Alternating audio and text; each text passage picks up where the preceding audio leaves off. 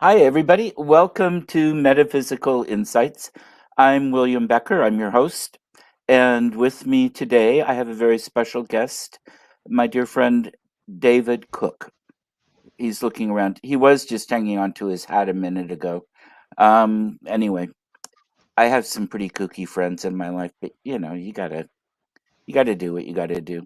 Um, so sorry. Um, I figure I have to get the first dig in with him because he'll clobber me the rest of the night. So, David, welcome to the show. Excuse my rambling, inappropriate introduction, but it just seems appropriate at the same time. I think that's probably one of the best introductions I've had. Okay, very Definitely good. most original. As you can see, I don't have a script. this this is a totally unscripted show, always. But yeah, David's coming to us from one of the outskirt towns of London. You're actually technically in London, aren't you? Since the early 60s, yes, it is technically London. It's Yeah, classed as outer London. right. Not outer But limits, just outer London. I don't know. I've been there, and I think Outer Limits is pretty appropriate. Um, I mean, shoot, look at what when I stayed. Okay, the hotel I stayed at was nothing's. I mean, it was fine. It wasn't a historic building or something. Um, Haunted, if I remember right. But we walk out the back door. You go 100 feet, maybe. You're at a river. There are swans in the river. You cross the bridge, and you're in a medieval abbey that was built in 666.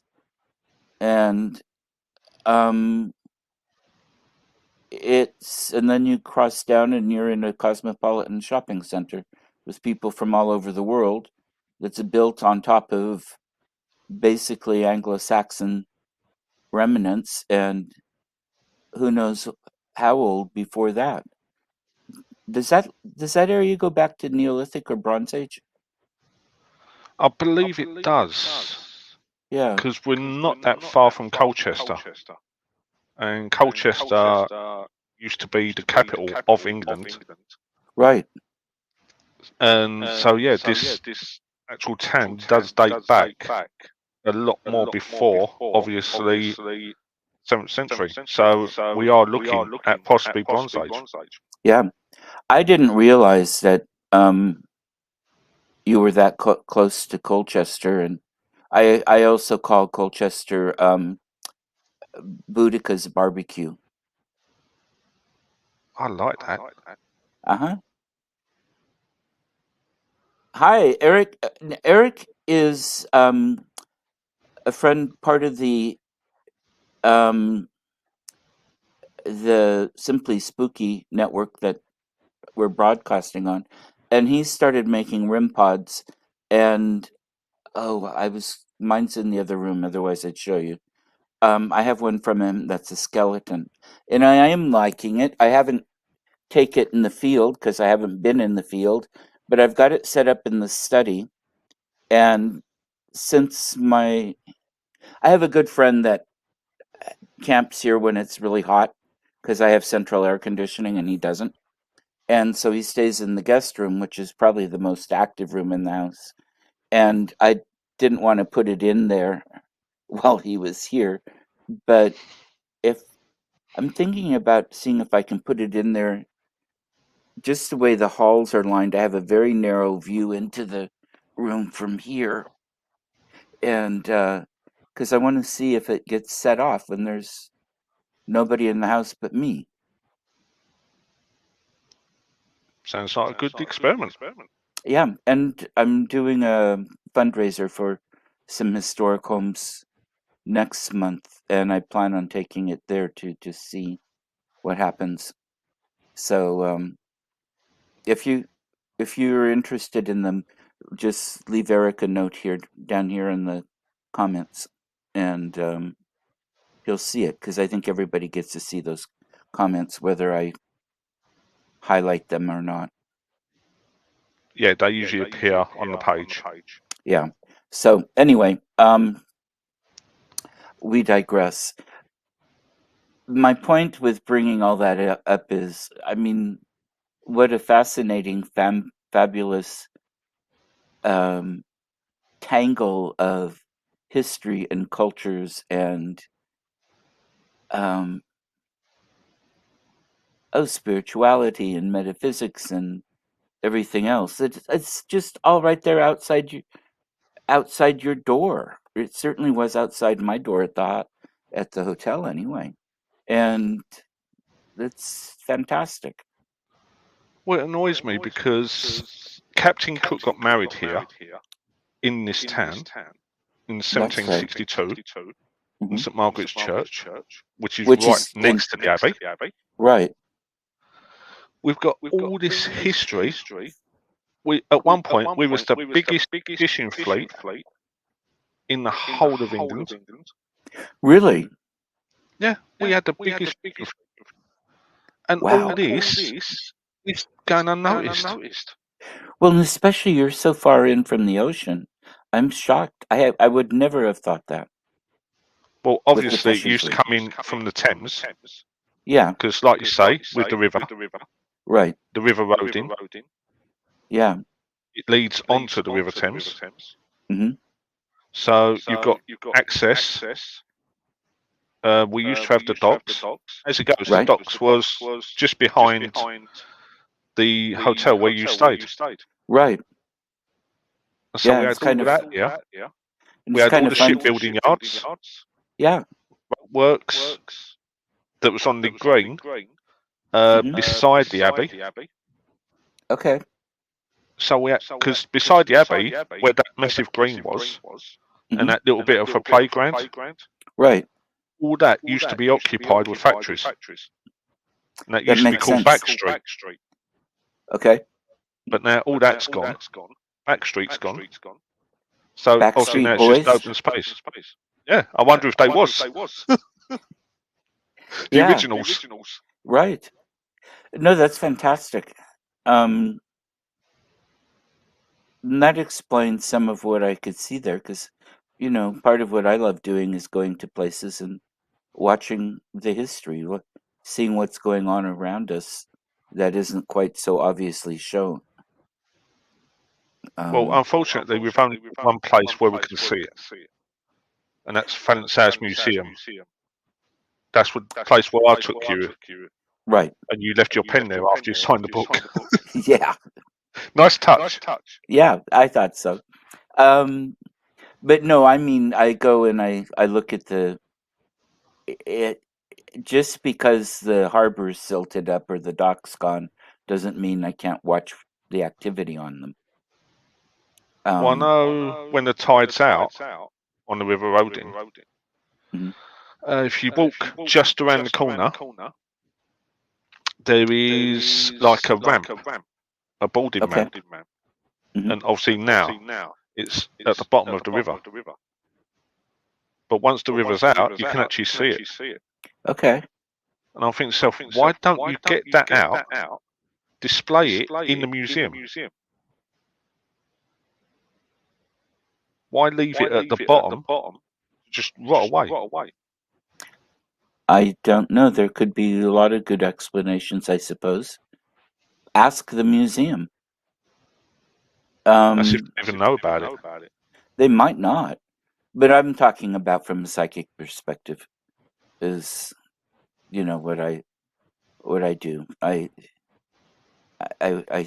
stand there and watch history um, just sort of happen, and it's part of why I like to travel, especially areas like that have a lot of layers of spirituality, different things being done. Um,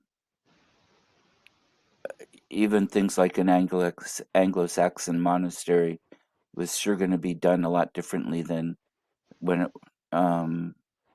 it hit the Middle Ages or later, or even by the time of William the Conqueror. So, but what kinds of stuff?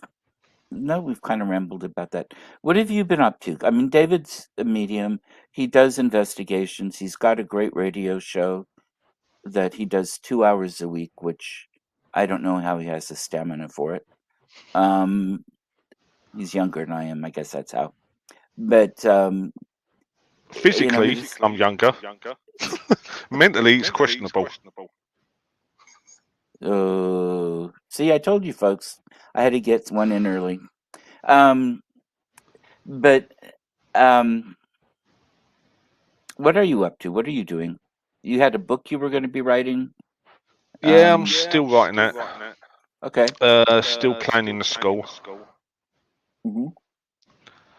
Possibly looking to take it online as well.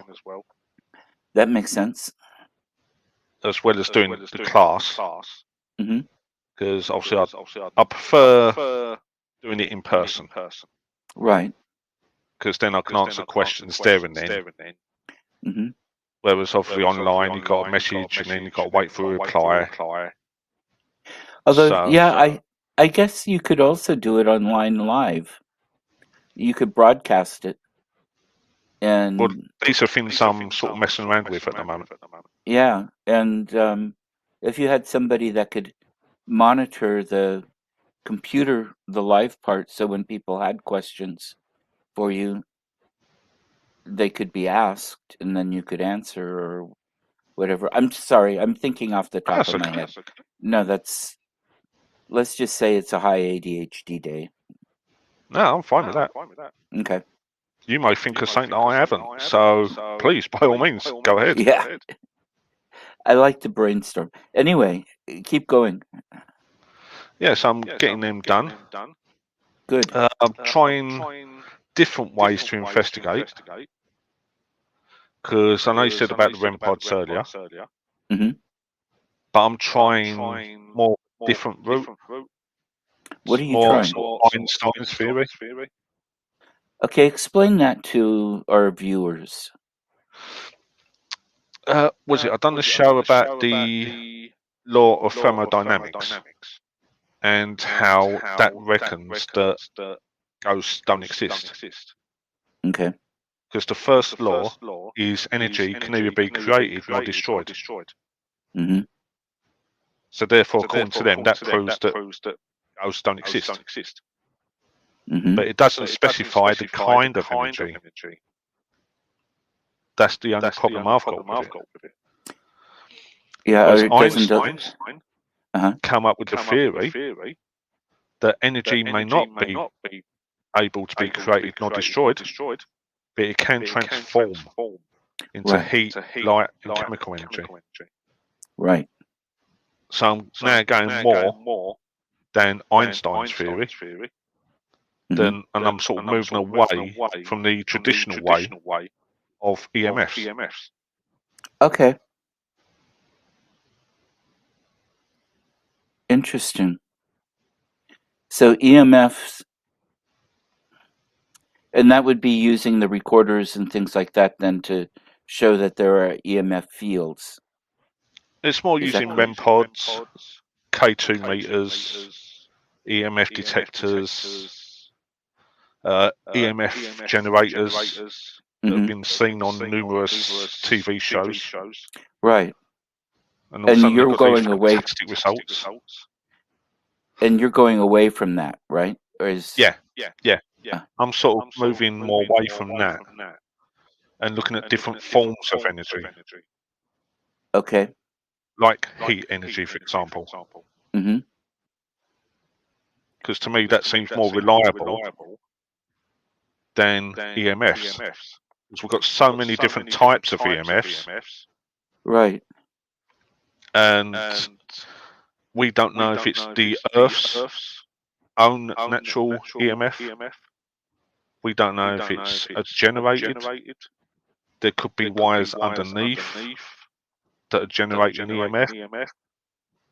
Hmm. So to me, EMFs are not as reliable as we're taught to believe. Right. That's one of the things that you can use as a communication sometimes, as in touch it 3 times for yes and 2 times for no, or that kind of thing, showing an anomaly, showing that something's changed or something's different, but it doesn't explain what it is. Yeah, I understand that because I've had it a couple of times. Right. Right. There was one time down, I suppose it was Fantasy Museum. Okay. It was the first time we'd ever been there. And it was the first time me and my team actually done an investigation together as well. Okay. And we were standing in the cellar, and I asked everyone if they had their phones turned off. Hmm. Everyone said yes. I put a K2 meter on the floor. Uh-huh. Every time we asked a question, the K2 meter lit up. So we're thinking we're getting responses. Right. Now there's about another 6 to 8 people there as well, Uh-huh. because they found out what we was doing. They wanted to be in on it. Right. So I'm filming, my other friend's filming, and the other one was asking questions. Well, all three of us were asking questions in the end. Right. But when we got back, we reviewed the footage. We looked through the cameras, and it looked like it was going off in response to the questions. Right. Perfectly timed. The third camera we went to was the friend of mine, and he was using his phone as a voice recorder. And as we looked through the tape, we heard no word of light. As that was happening, the K2 meter was lighting up. As soon as we heard all the noises stop, the K2 meter stopped. So it was his phone that was going off, causing the K2 meter to spike, and it was pretty much every time after we asked a question. So I checked it. it was calls or texts going into him. It was the phone decharging. It was like sending out a signal, Okay. and it was causing the K2 meter to go off. And Okay. this was with every question we've done, That's because quite he a was using it as a coincidence. voice recorder. Okay. And so, yeah. Oh, I see. Because that way it's recording the voice, your voices, and then whatever's going to be. Okay. I'm slow today. I'm getting it. Right. Now, if you would have put it on airplane mode, it probably wouldn't have done that, would it? No, if it just turned it off, because I had voice recorders there, Right. he could have used one of them instead, Yeah. but he didn't, and it just ruined the whole film. But Right. now I use that as an example to teach others the reason why we either put them in airplane mode or turn them off. Right. So I've turned it into a positive. Yeah. But Because at I've the used. time, Yeah. At the time, you are not happy. yeah, because we've got people watching. Right. It's going off at the exact time we are asking questions. Hmm. Now I've had to go back to the venue, Hmm. explain to the curator that it wasn't anything spiritual at all. It was my friend's phone. Yeah. Now, is your friend still able to walk? He's lucky he's not a ghost. Let's Yeah. just say that. Uh-huh. Well, it's all part of the learning experience, and like you said, that was the first time all of you working together as a team, or whatever else. And there's so much to pay attention to, and um, then to learn about. I mean, there's a big push with a lot of people I know these days that really enforce if you're going to use equipment of any kind, learn about it. What does it do? What was it actually created to do? How does it work? What does it actually pick up and measure? Um, how does it register it? I mean, just so many things. What kind of information? Well, in apps, I was doing this was actually really funny. I was doing a workshop at the Stanley Hotel in Colorado, and we were doing EMFs. We had we had a room, a large room to meet in, and then we were going off and doing. And anyway, we were in this room. Nobody else was around. It was ours for the weekend, and we were getting. Oh, this is great. That'll work. Yeah. Um, but one of the people kept getting these noises, or I don't remember if it was voices or if it was music or whatever. And people were using, or they were using their cell phone as a. It was on, it was on airplane, but they were using it as a recorder. Um, and this other friend was using a device that didn't. It was different anyway. Turns out that the Ghost app on the phone wasn't one that actually just was to measure something. It would set it off. I mean, it would create it. It was creating those sounds and that voice or music or whatever. And so, we obviously didn't have any hard evidence to go with I teach the psychic piece. That's what the workshops are about. But sometimes a tool can help give validation if you can get responses that are measured on equipment that go with the questions that are psychic led, things like that. Did I make Oh, any sense? yeah, I agree with you. Okay. Because I've Okay. got one rule. Hmm. When we investigate, my rule is, unless it's life-threatening, if anything happens to me, Hmm. keep filming. Because I want to see if the camera picks up on anything around me that Right. might have caused it. Yeah. So to give me answers. Yeah. Yeah. So Because you've had some pretty interesting pieces that way. yeah, I've had some quite few interesting experiences. Yeah. Why don't you share a couple of the ones that are most noteworthy? Love Triangle, Coalhouse Fault. Okay. It's in Tilbury in Essex. Dates back to Roman times. Okay. And it was a fort built, obviously, to protect the coast of Essex during the World Wars. Okay. And we was in a place called the Latrines. Okay. Now, is that modern fort latrines or Roman time latrines? This is more modern. Okay. And it was room 8, which supposedly was the most haunted room in the whole fort. So I'm sitting there. All of a sudden, thankfully, I had, was it my phone in my pocket? It was turned off. I just had it with me. Hmm. I started gripping my phone. In my right hand, I had my laser thermometer, and I started gripping that really tight as well. Then a friend who I was with, poor thing, she was sitting next to me. Next thing I know, she's got up and gone off. So someone went and got someone who actually ran the event. He kept calling my name, everything else.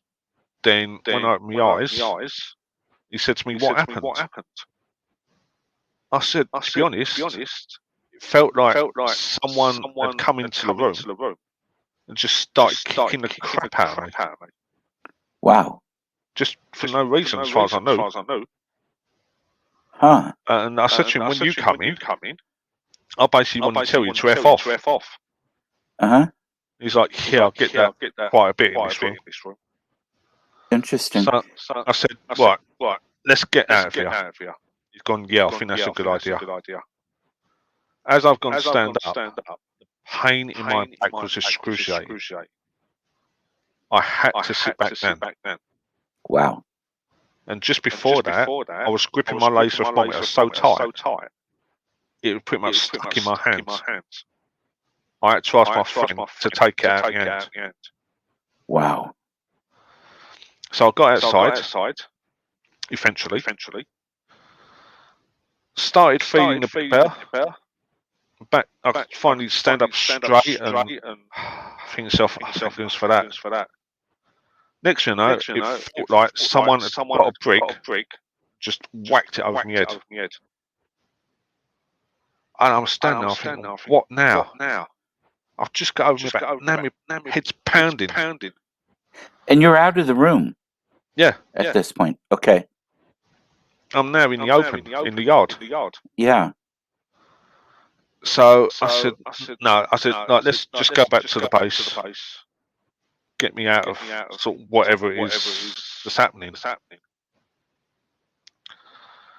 Turns out there was a gentleman in room 8 who was in love with one of the nurses that works at the fort. There was also a soldier in love with the same nurse. So he used to go into that room daily, basically beat him up. There was one point where he ended up in hospital, and the hospital was just across the courtyard. Mm-hmm. Turns out, as the man was getting better, the soldier went back into the hospital, grabbed the gentleman, threw him out the window, and he landed head first in the yard, and obviously died. So that is the pain I was feeling in the yard. Right. Exactly. So I got caught in a love triangle between green spirits. Yeah. Yeah, and that energy was so strong that left that kind of an imprint that's still interacting and being there. I mean, that's incredible. Did anybody to you, when you first mentioned that room, I saw I had a picture of a soldier hanging. Was anything No one like that? mentioned anything like that when I was there. Okay. I'm just It is curious. possible, though, Yeah. with all the history of it. Right. And a lot of things like that don't get written down or mentioned. You know, they get covered up. So I was just curious. It did turn out, also in the latrines, they called out my nephew's name. Oh, really? Now, we haven't been able to figure out why. Was he there? Yeah, Okay. he was there with me. And is that the one I've met? Yeah.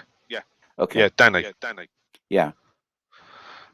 When I was in there as well, while he was conducting the investigation, like Danny, I felt anxious. I felt like I had to get out of there. I felt like running, just running away. Turns out, there was some gay lovers there. Okay.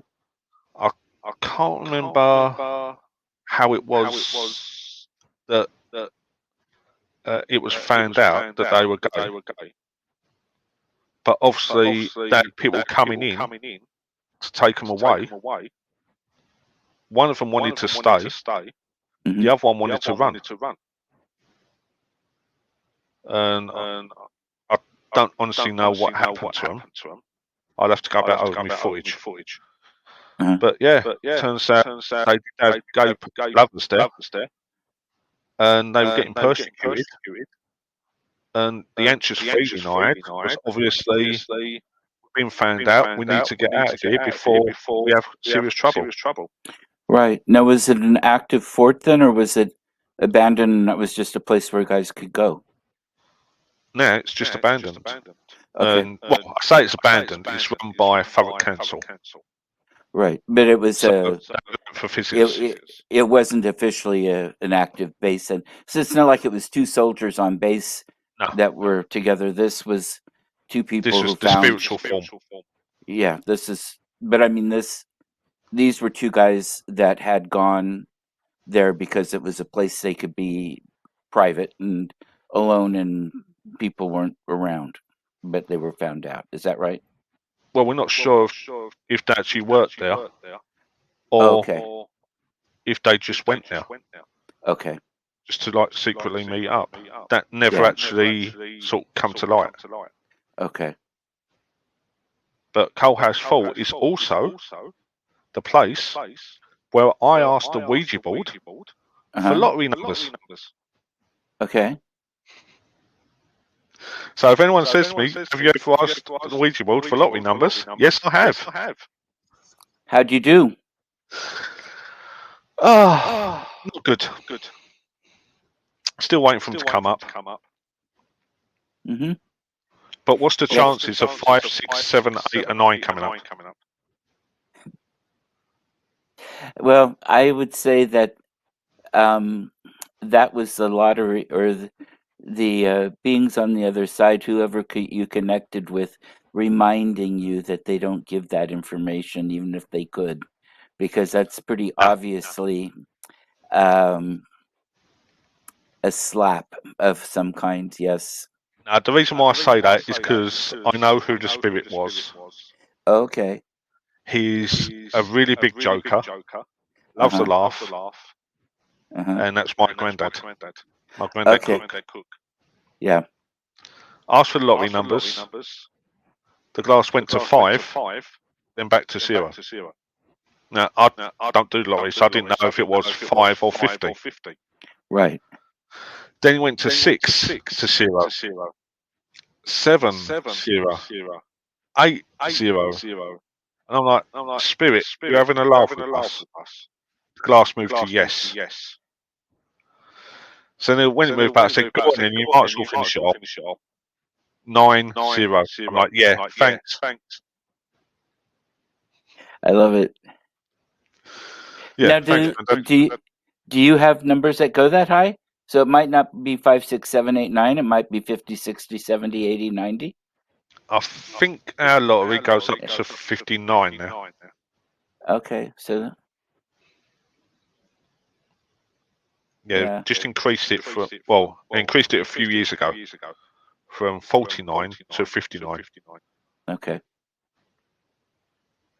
Yeah. But yeah, that was very interesting. I like your grandfather. I love him, but I wish he would do something like that. I think it's pretty funny. But it's, that's one way to teach you a lesson. It's like, no, you know better than to ask these things. You know we can't tell you. So it's just basically another way of saying, you know who I am. Uh-huh. That's great. Well, where else is another interesting place you've been? I can't remember the bloody name of it now. It's the church just outside the Tower of London. Oh, it's just Westminster? a little bit older than the Abbey in Barking. Oh. And it is absolutely fantastic. Is it Westminster Abbey? No. I'll have to look it up. I'm trying to think. I think it's like St. Peter's Church. Okay. It's literally just outside the town side. Tower London side. And I haven't been into the tower. I've driven by it, but I haven't been in it since '84. So I don't remember. And driving by it, I was watching traffic, so I didn't crash. Also, you can go down into the catacombs. Uh-huh. they've done like little museum pieces down there, and Okay. you can actually walk down there as well Oh, and have a walk great. around. Okay. The place is absolutely beautiful. Yeah. Oh, that sounds wonderful. There's so much I need to get back. I Well, love I just London. discovered it by Yeah. I keep It, seeing it, and I saw a sign saying, like, please come in. uh-huh. So I went in, and I thought, this looks absolutely amazing. But then when I realised you could actually go down the hill into the catacombs, it's like, this is so much better. Yeah. Well, and that's often to the place where you could even find prehistoric areas or something, because they would build on the foundations of what was there before or over the, especially when you start getting back to Anglo-Saxon churches and such, because they were often taking over the pagan spiritual sites, and then you get people keep coming to the same place. Um, Plus, that energy is still there; it's the same, and um, you can go back sometime to some pretty impressive layers of history, or Colchester, the castle, built on top of the temple that Boudica burned down with all the people in it. Um, I was actually close to investigating Colchester Castle. Cloaked? Close. Close. Okay, sorry. It was the money that stopped me. Oh, yeah. Because I wanted to hire it out for like 10 people so that we could go there, Hmm. possibly 10 at night to like 6 in the morning. Okay. It cost over £3,000. Makes sense. And I thought, I can't ask £300 per ticket to investigate Colchester Castle. Yeah, you could ask it. Good luck on getting it. Exactly. So that went to the wayside. Yeah. But I get it. Those places, they need to make some money off of it, and they're expensive, and they'd have to have staff there. I mean, they probably have extra liability, and I don't know. But yeah, places, one of the places I'd like to do an event actually, because somebody did an event there and made some money and wrote a book out of it. Not a very accurate book, actually, but they've figured out, hey, okay, other people are making money for this. If they're going to make money off of our spot, we need a chunk. And they're No, I right. can So understand. yeah, so 10 years ago they started charging $1,000, but that was just an old house. I mean, it's a big old house, but it's not that big. Just when it becomes a business, I understand why they do it. Yeah. I really do understand it. Hmm. But don't price yourself out. Hmm. Well, they didn't need it. And it's No. like, okay, if you really want to be serious about doing this, okay, you can come do it, and you're going to pay for it. Yeah. But and these are nonprofits, and uh, I get it. Um, I think it helps them be respectful. Uh, Well, it's not only that. Next year, I'm planning a tour around Essex. okay. So I want to go to the Witchfinder General's house. Oh, So I'm talking places like Manningtree in Essex, where we used to live. I have eaten breakfast in the hotel he stayed at often, or held trial in. Um, was it there, or was it someplace else? It might have been in Essex. I can't remember. Well, we I did was used to with travel. Vivian. It did use travel sort of like London, I think he did go to Cambridge as well. Hmm. He was basically got to a point where he had such a reputation for results. Hmm. He was like the celebrity of the time. Oh yeah. So places used to say, "Can you come here? We'll pay your expenses, give you like Plus, there a was wage." well, there was a fee of the crown. I think even was paying Yeah. people X number ahead for the witches, and he was eventually found out for being fake and murdering a lot of innocent people, basically. And if I remember right, he died poor, broken, sick, and alone and forgotten and kicked in the face like he deserved, basically. Well, I know in Manningtree there's a clock. I think it's numbers 7 and 8, the one way Uh-huh. round. Uh-huh. Oh. Well, according to folklore, Uh-huh. they've done that to confuse the witches. In reality, it was just a simple error. Hmm.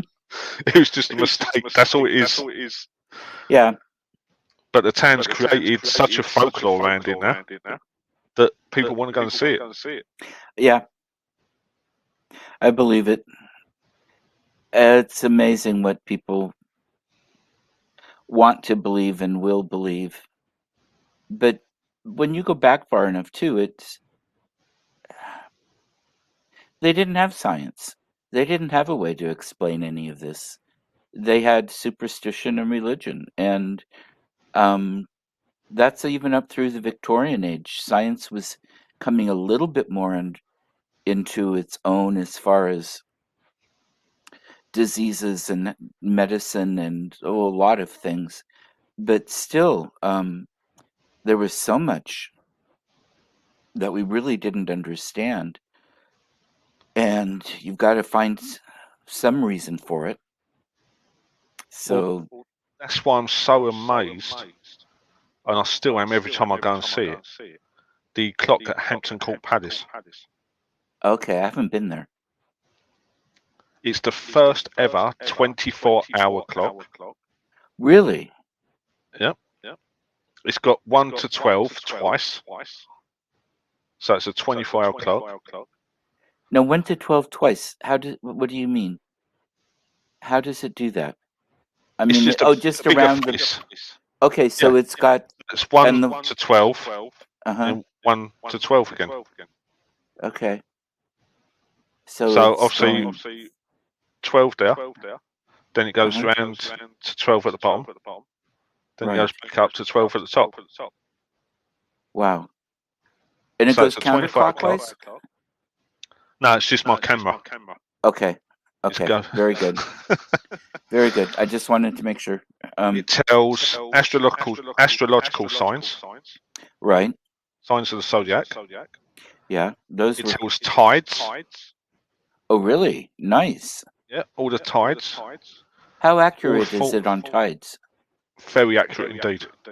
Okay, so even now, because those change daily.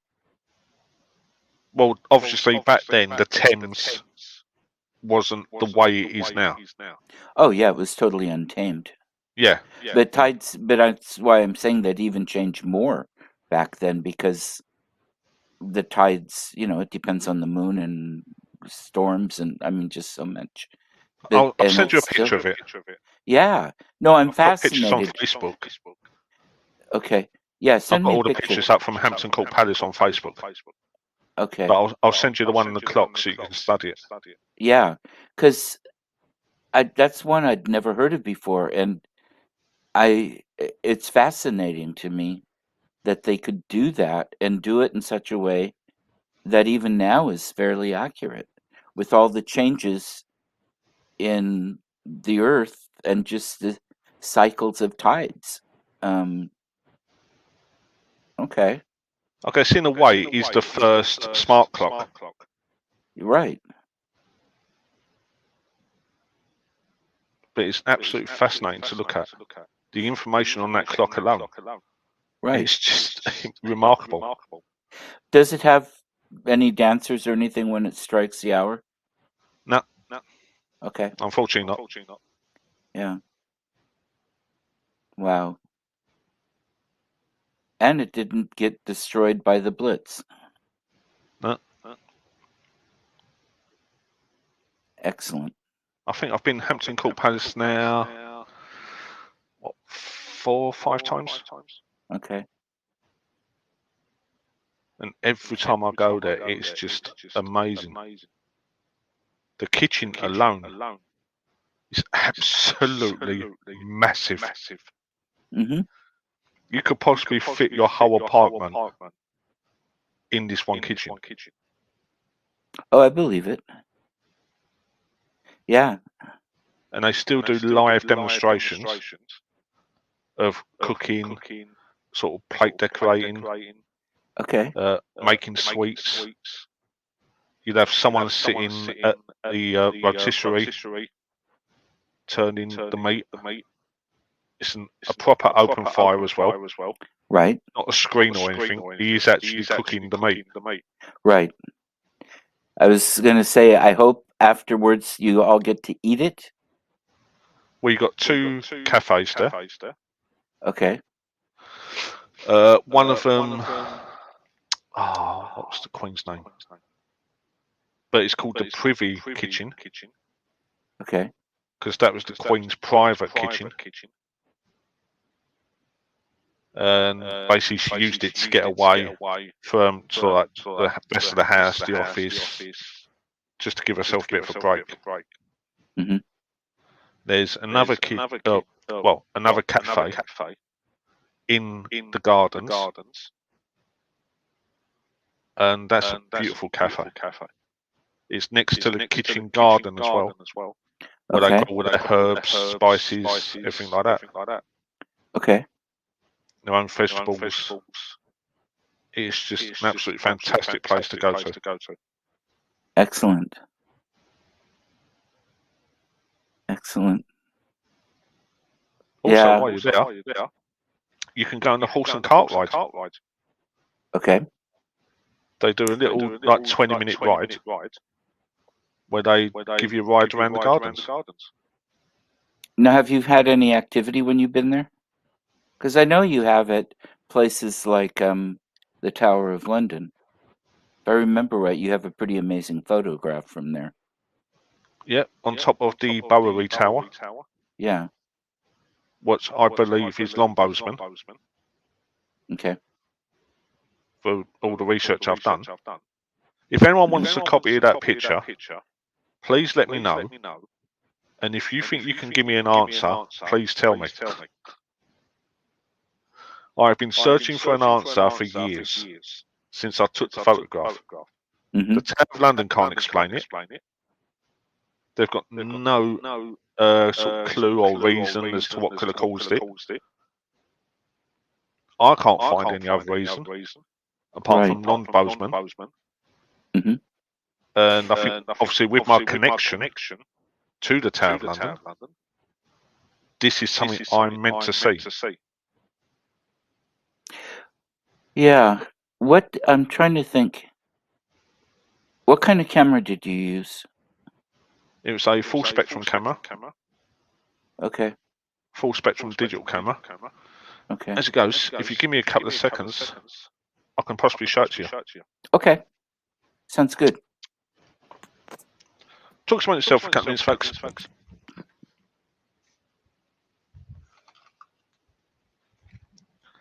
And he's back in the room. Very good. And thanks for not mooning the camera.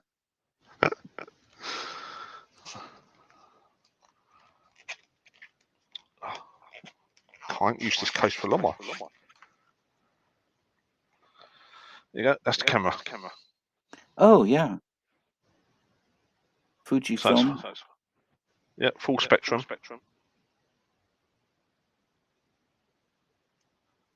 Not sure. I haven't got the batteries in it. It is a digital. And yeah, I was just wondering, because there's so many different kinds of things cameras make a difference. But Oh, yeah, Eric wants to see the picture.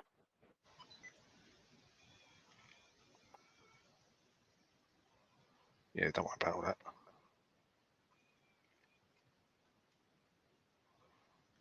There you go. That's what it's not. I can't quite see it. But that's the full spectrum picture. Yeah, okay. Yeah, no, battery's low. Oh, that's from Hampton Court. So Okay, that's we can't see it very well, but yeah, it doesn't translate very well through the cameras and the computer, but that's okay. But that is the camera that I used. Okay. Excellent. Yeah, Eric, I'll send you the picture. Yeah, this is great. But did you run into anything there paranormal or spiritual at Hampton Court? I didn't personally. But then, to be honest, I didn't really sort of open myself up. Okay. Because I just wanted to go there to experience Hampton Court Palace. Right. So I wasn't really opening myself up to any kind of sort of activity. Right. But you could actually see and you could actually feel the energy. Uh-huh. William Shakespeare actually performed A Midsummer Night's Dream at Hampton Court Palace. Wow. I didn't know that. So I've walked in the steps of William Shakespeare. Fantastic. Yeah.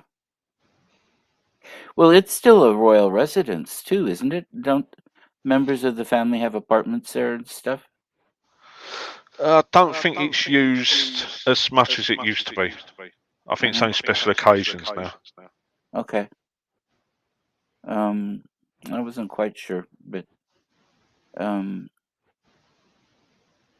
yeah, I don't keep up very much.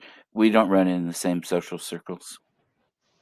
The family and myself. Well, I'm the same, you know. Even though I've got the heritage, I try and sort of separate myself.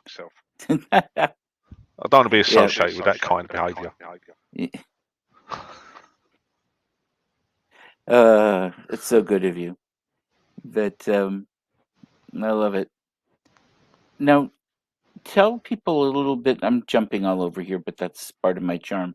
Tell people about your show. The Ghostly Hour 2.0, it's on Sunday nights over here in the UK, but it's 2 p.m. Pacific, 5 p.m. Eastern, 10 p.m. UK. KCOR.com? Yep, KCORradio.com. Okay. You can also listen to it through your Alexas, things like that. I think we're on Spotify as well. Okay. Sort of iTunes. So you've got loads of ways in which you can tune in. Yeah. Just recently, I've just finished Women in the Paranormal Appreciation Month. I've done that for the past 3 years. Because basically I just got so fed up of hearing from women who said that they didn't really have a voice, Mm-hmm. that they're putting forward ideas, the team members were just disregarding it, and then later on coming up with the same idea and taking credit for it. Oh, I hate it when people do that. Yeah, so I thought, I want to give these women a voice. Right. I want them to be heard. Right. I want them to be able to come somewhere where they can just talk, be respected, be listened to, and have their opinion matter. Yeah. So that's why I started. David does a really good job, people, of making sure people are treated respectfully on his show, bringing that out, highlighting the people. It's wonderful, and I recommend it. Anyway, sorry, I just wanted to give the Thank you. I appreciate confirmation that. about yeah. Now, So see, to me, it's more about them than it right. is me. The Hmm. first shows I ever done was me introducing myself, so Hmm. they know me now. Right. So now it's not about me. It's about the guests. It's about getting Right. them over, getting people interested in what they're doing, and Hmm. hopefully follow their work, which means it pushes them as well, because obviously they want to do better. Right. So it's all about growing Hmm. people's reputation, who do great work behind the scenes, who don't Right. really feel like they're capable of bringing it forward because they think they're not going to get listened to or they're going to Right. get mocked for it. So to me, it's all about getting them a voice, getting Okay. them noticed, Hmm. and getting their work followed. Yeah.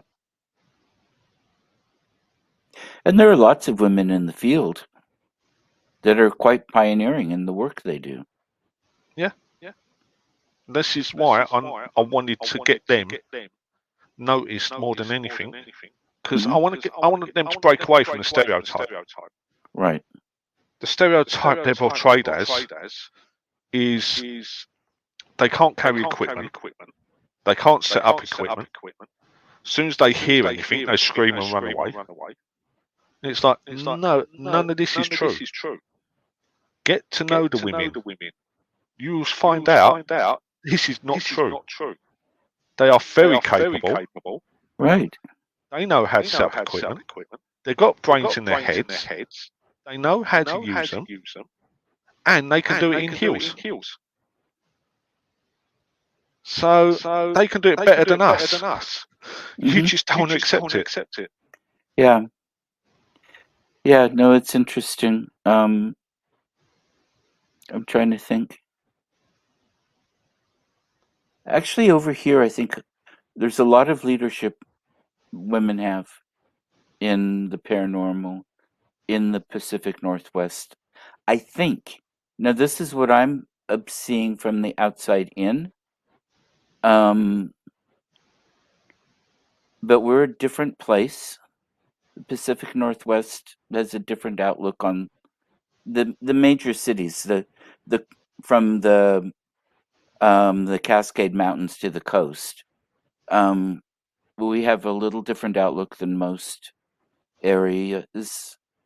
Um, women's rights and such have been pushed more strongly here. Um, and I'm thinking out loud about, just what I'm seeing here. And I honestly can't make a statement about how well it really is going because I'm not a woman. So I think they're maybe a little better off here, but I'm not sure. I just happen to know a lot of really powerful women in the paranormal. But I'm trying to think how many of them actually are running a team. Well, I know a couple of all-female teams. Hmm. You got the Elite Fix and Paranormal. Right? As it goes, I'll have to pass on their details to you. Okay. They're from Tennessee. I think I've Fantastic watched. ladies. I think I've listened to them on your radio. Yeah, Yeah, they they were approach it from great. a scientific angle. Right. They've got skeptics, they've got believers, Right. they've got the researchers, as well as Hmm. investigators. They've got a newest member by the Uh-huh. name of Abigail. Okay. She seems to be the sensitive of the group. Hmm. Fantastic experiences on her first ever investigation. Oh, great. It's a So good way yeah, to keep them coming back. yeah. So they are a very well-rounded team, Yes, it sounds like it. and I love them all to death. Uh-huh. I class every single one of them as my sisters. Great. They are absolutely phenomenal women, do amazing work. They also give back to the community. Hmm. around Christmas time, they sort of adopt a family, and it's a family that may have fallen on hard times, Right. and they give back by giving them a Christmas, basically. Okay. So I think that's great because there's so many teams out there that don't even think about doing something like that.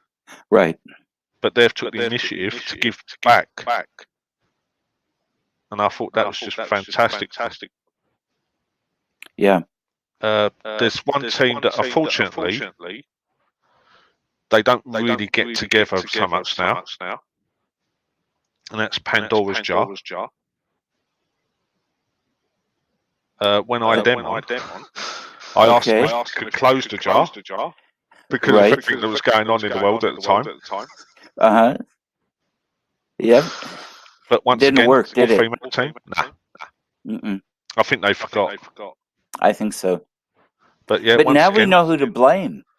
yeah, Pandora's Jar. Yeah. It's no longer a box. She's had to downsize to a jar. Well, as long as it's Lilique crystal, then that's okay. No, I think this is just like a Kilner jar. Oh, okay. So it's secure once it's shut, but obviously once it's opened, Mm-hmm. they're a nightmare to try and close again. Yep. Yeah, I don't think I've heard them. No, I interviewed them a few years ago. Mm-hmm. Yeah. No, I think it's great. But it's like you say, we've got so many pioneering women in the paranormal, Mm-hmm. and it's just a shame that we're not listening the way that we should be to them. Right. Mm-hmm. And that's objectively, I mean, for everybody, I try to listen objectively. If I don't know people, I'm always skeptical until I get to understand how their brain is working, how they're processing, how they're making their decisions about their interpretations of evidence or not evidence or whatever. I always. Oh, that was interesting. I have a mirror in the entryway that's just that way, and it doesn't reflect anything but back here or whatever. I can't see myself. And there was just a kind of a shape that went past through it. So sorry. It happens sometimes. Don't be sorry. Yeah. No, I just for the distraction. But I'm saying with anybody, I I like to see. It doesn't mean that we're still going to necessarily agree. I don't need to have to agree with people, but I like to know how they got there. And as long as people are using a reasonable process of processing how they got from A to B, um, I think it's great. And I know that makes me sound snobbish, and I don't mean it the way it sounds, but um, I I just think with everybody it's easy to say things, and it's easy to jump to conclusions, and they can be all in the right intent. And I'm not talking about women in general. I'm talking about people.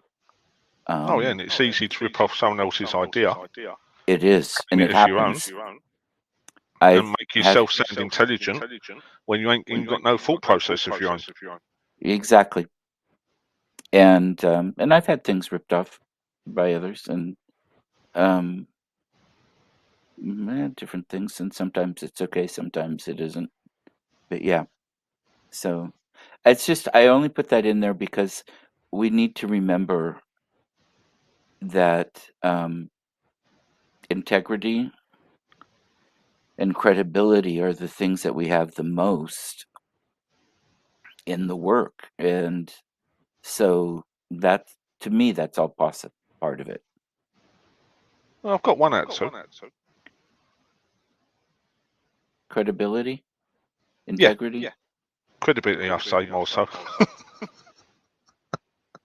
Nah, if I didn't think you had credibility and integrity, you wouldn't be on the show. I'm, that's one of the things I like about having a show is I'm I get to sometimes talk to people that I want to talk to. I mean, I don't have somebody on if I don't think they're going to be interesting or have things to say that I want to hear about. So I do these shows for me. If other people like them, great. But Honesty, you what? honesty, I love it. Yeah, good, thanks. But it's, I mean, for me, I have to. I can't, I don't fake it. Um, and so I have to be able to be intrigued and interested and um, think the person is actually speaking some truth and some wisdom, or I don't want to waste my time or theirs or anybody else's. Well, there But was one guest I never ever thought I would ever speak to him, and when I did, it was possibly one of the best and my most favourite shows that I've ever done. oh, great. I don't know Are if you know of John Cassar, John who?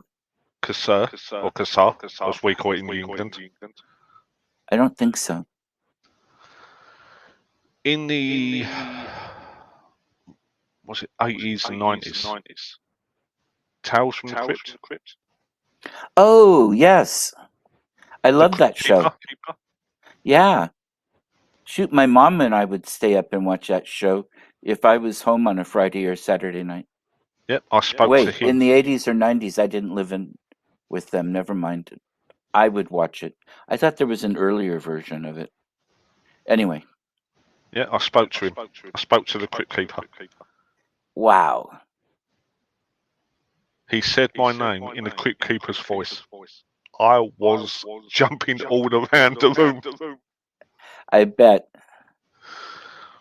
He's such a great man to talk to. He Uh-huh. really, you would not think he was a celebrity. You would not think it at all. He's Well, so down to earth, good. so friendly, so kind. Uh-huh. It was just amazing. Did he, I mean, how does he feel about the paranormal field in general? I mean, is he a believer in these things, or was he just an actor doing his part? Believe it or not, I didn't ask him. We was Okay. just speaking about his body of work. Okay. And he used to be a stand-up comedian Sure, that makes before he sense. actually got into voice acting Okay. and actual acting in general. Uh-huh. And some of the stories he told was just pure gold. Oh, I bet. I bet. That'd be great. And he gave me a massive compliment afterwards by saying that's one of the best interviews he's ever done. Good. Because we didn't stick to just Tales from the Crypt. Right. I actually done research, looked up other things that he was in. Mm-hmm. One of them actually shocked me. I didn't realise it was him. Which one? It was, I think it was about mid-80s, before all these big budget superhero films came out. Mm-hmm. It was Justice League of America. It was a very low budget superhero film. Very low budget. Okay. Yeah, I wasn't aware of one in the 80s, but Yeah, and he played a character called the Atom. okay. And he was telling me that, I don't know if you remember the film Batman and Robin. I didn't see it, but I remember it was out. Yeah, Arnold Schwarzenegger played Mr. Freeze. Okay. Well, the legs that Robin wore in the film Batman and Robin, he used the same legs in that film to Justice League of America. No All they legs. was repainted them. So the costume for the legs, Okay. they just repainted the legs. Okay. So he wore the same costume, the leg parts, as Chris O'Donnell, who played Robin in the film Batman and Robin. Because I figured they're just a form of tight. I guess there's more to it than that. Yeah, they're more sort of plasticky type material. Okay. But Yeah. yeah, he wore the same legs. Okay.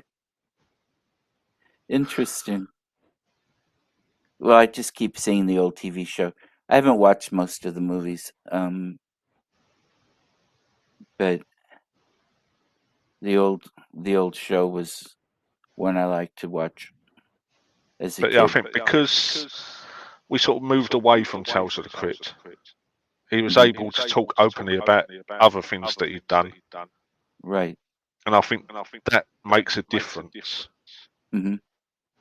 You know, moving away from the usual, talking about something different that they've done.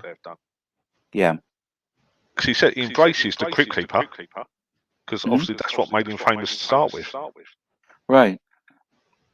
But I wanted to talk about his other body of work. Hmm. You know, because I think you do so many interviews, you talk about the same things over and over and over again. Hmm. It'll be nice to talk about something different, the different things that you've done. Right. Well, and that's like with me. When I'm interviewing or talking to somebody who's had the TV shows or whatever, I'm not as interested in having them talk about that because the shows are there and people watch and they've already been interviewed, but more about maybe some of their experiences with it, but their own philosophy, their own ideas about these things, about paranormal or metaphysics. Just their. I'm not looking for show gossip. I'm looking You're looking for. for reality. Yeah, I'm looking for how do people feel about the whole process, and um, yeah, it's. I don't read the show newspapers either. That's just entertainment today isn't my kind of program, and I'm not saying it's bad. It's just not what I watch on TV. So it's not like what I want to do when I have somebody on that's been on the shows, or an author or something. I want them to describe their book, um, things like that, so people can know about it and go out and buy it. But that's different because that's their thought coming through, their ideas coming through, and shows are, some of them are really good, but they're scripted and edited and not always in the hands or control of the people that are in the shows. That's like when I spoke to Carmen Reed. Hmm. That was a real eye opener. That really was. Some of the things she was saying on the shows, it just blew my mind. Yeah, and I got to listen to some of her, but a lot of it I didn't. Um, and so I missed part of that.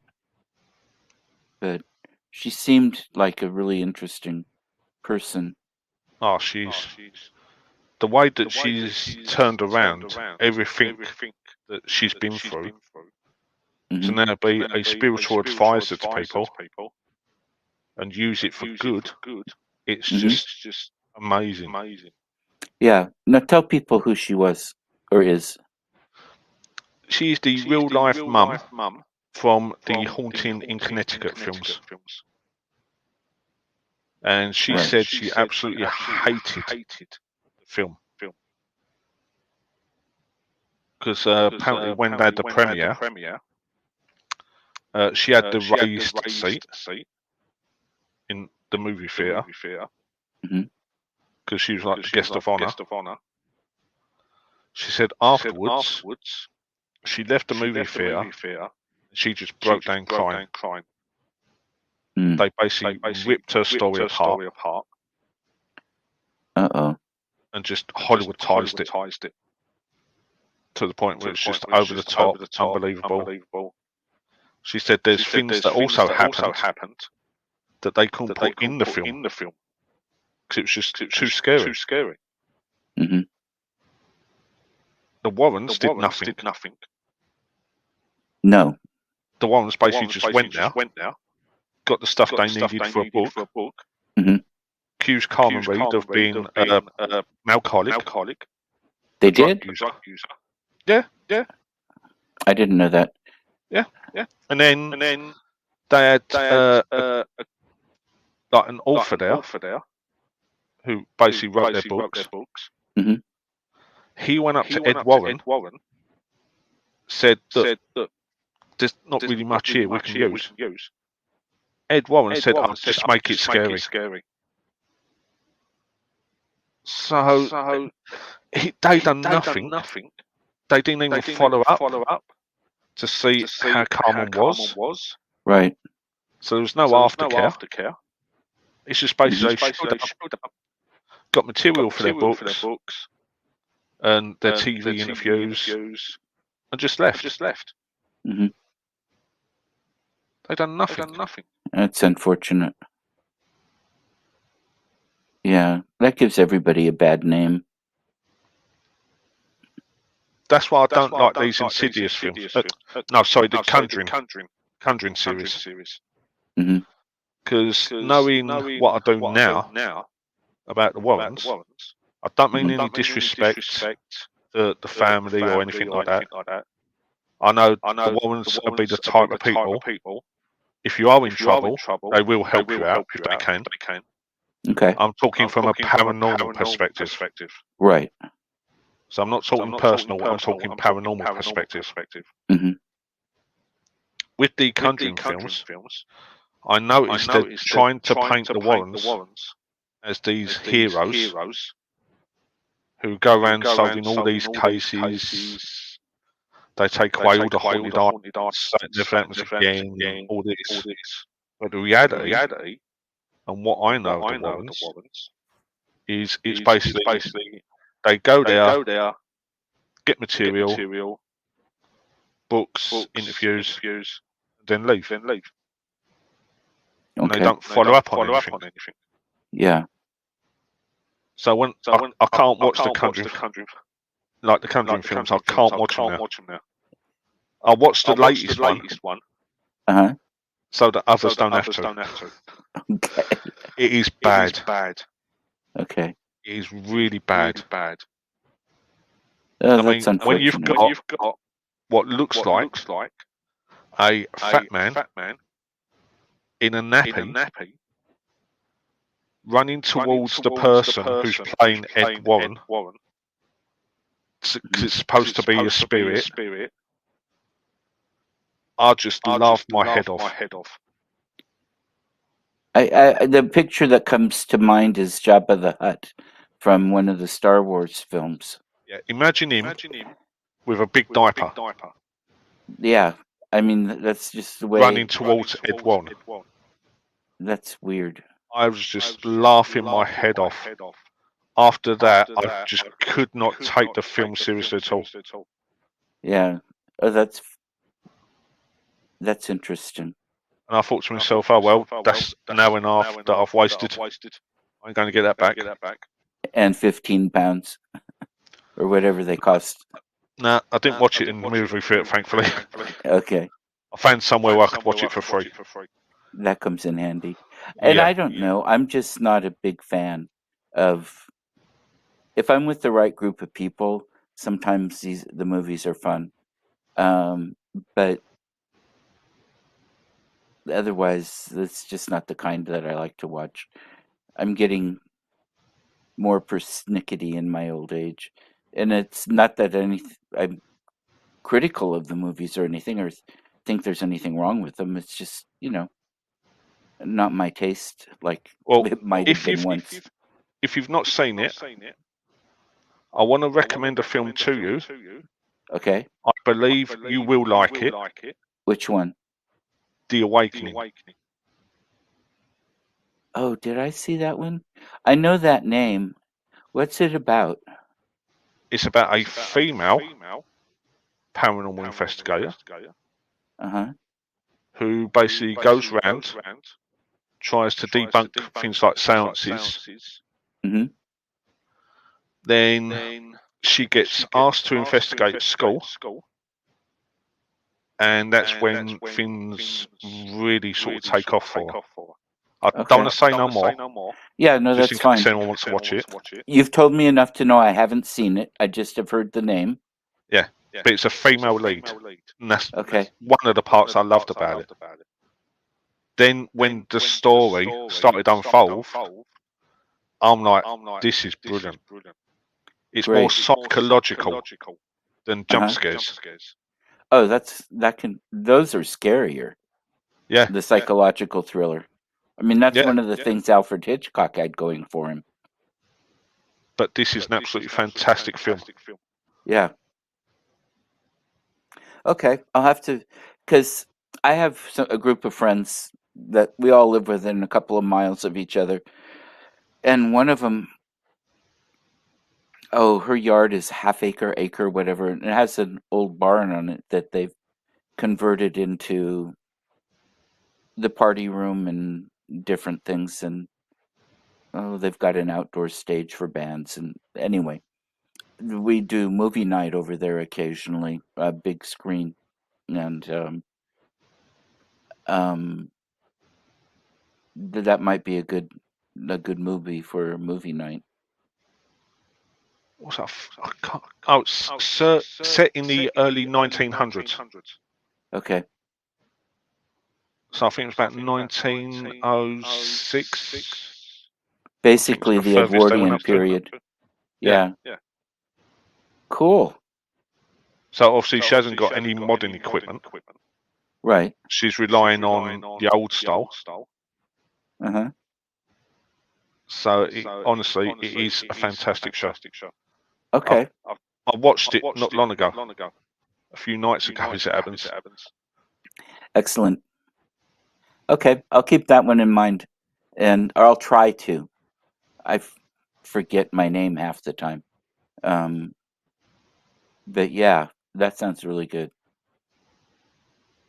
I just loved it. I thought I Excellent. love the fact that they've took a female lead, because during my parapsychology diploma, Hmm. I did notice that in the past it was predominantly women that was in the paranormal. Oh, interesting. I didn't know that. Yeah, it was predominantly women that had all psychic abilities and everything like that, and it was the men that was trying to debunk them. Right. So when I saw this film, I thought this is a great twist, because now it's got a woman trying to debunk the men. Yeah. So I thought that's a great twist, especially for the early 1900s. Hmm. But then, like I say, the story started unfolding, everything come together, and the twist at the end, honestly, watch it, folks. It is worth it. Okay. Very good. Well, we're coming up close to an hour and a half, and I think it's about time to wind down. Do you have any? Okay, I won't ask. Do you have anything in particular you want to add, or how people could get a hold of you, or that sort of thing?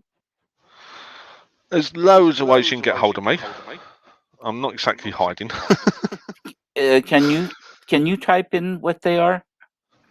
Can you We've type? got Facebook page. I've got my Twitter page. If you go on to KCOR Radio website, Uh-huh. go to shows, click on Ghostly Hour. All my contact information is there. Okay, now let me see if I've I got can my get this in the Facebook, right. got Twitter, got Instagram, got my email. So it's all there.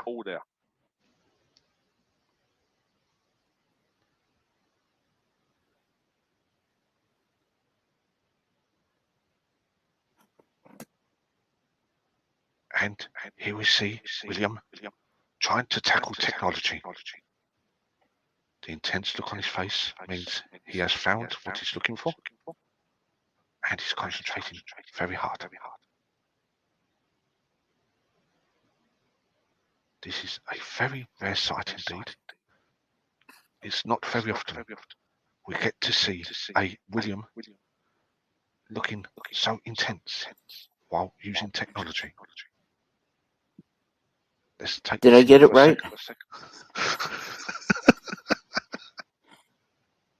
That's it, Did I get it? KCORradio.com. Okay. Yeah. And I wonder if I can make changes to it.